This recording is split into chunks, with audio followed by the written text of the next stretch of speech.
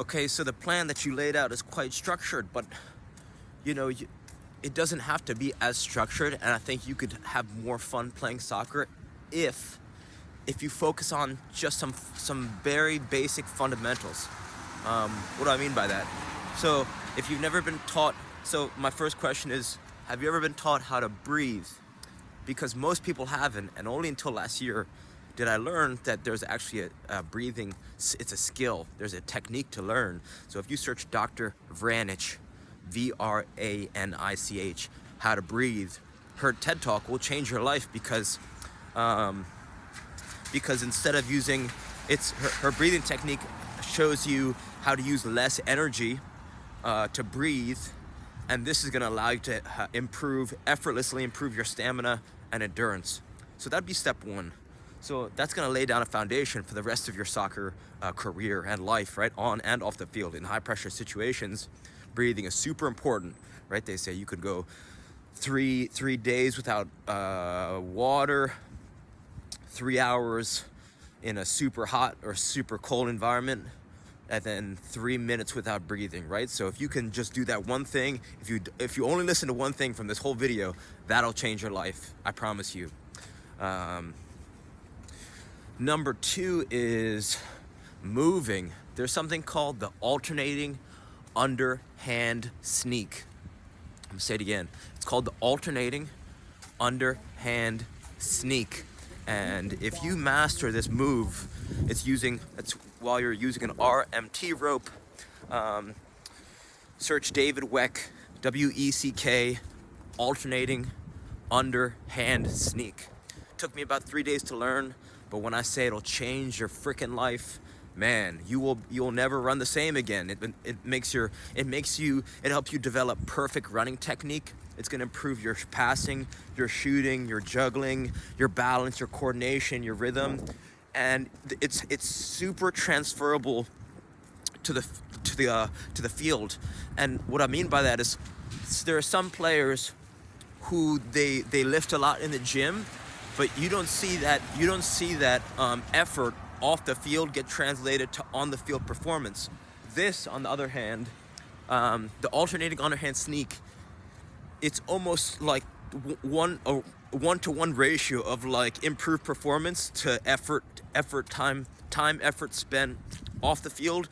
You see immediate results. It's super transferable. So I'm telling you, you gotta, if this is the second thing that, soccer players are humans first, soccer players second. So if you can make your movement, if you can just learn this alternating underhand sneak, I'm telling you, you are gonna be, this is something that no soccer players are talking about and or doing. So I'm telling you, if you can master this alternating underhand sneak, you're just gonna see tremendous improvement in your game.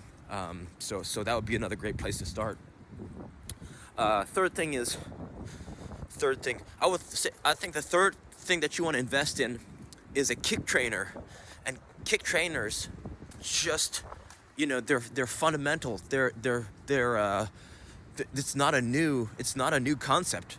Teams like Ajax, Sevilla, AC Milan all encourage their players to use kick trainers because you could cram months of training at days or weeks using one, and or you could make one yourself.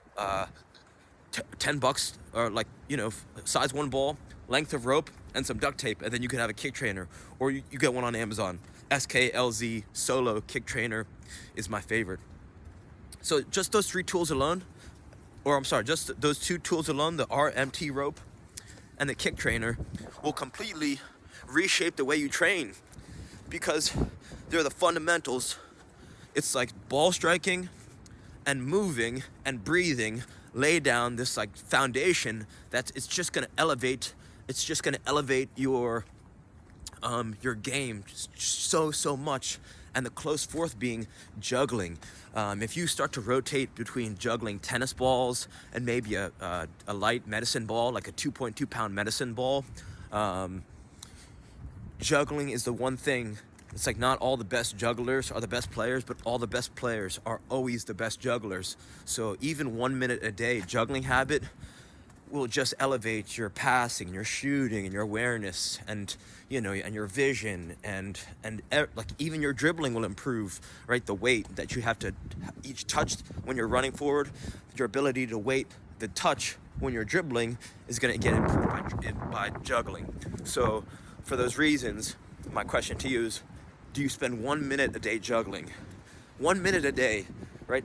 You do a minute a day in a year, that's 365 minutes. That's a lot of minutes. So, and then 1 minute can turn into 2, turn into 4, right? So you kind of start this small habit, turns into a big habit. And I ask you all these questions because if you focus on just those things, and I'm not saying that nothing else matters, and I'm not saying all the stuff you're doing is not important, but you can kind of see how it's like the things that matter the most come before the things that matter the least. So you could spend a lot of time doing good stuff, and that's good, or you could spend a little bit of time doing great stuff, right? They say the opposite of good is great. So I'm telling you, try out some of these, try to learn that alternating underhand sneak. It took me 3 days to learn it. I got super frustrated while trying to learn it. I had to watch tutorials over and over and over again. But I'm telling you, if you stick with it, it'll change your life. If you invest in a kick trainer, it'll change your life. Tennis ball, start bringing a tennis ball and a medicine ball with you everywhere you go. And then what starts to happen is you don't need to go anywhere per se to get a great soccer workout in. It's like even in your bedroom, you could be getting thousands of touches with a kick trainer or juggling a tennis ball.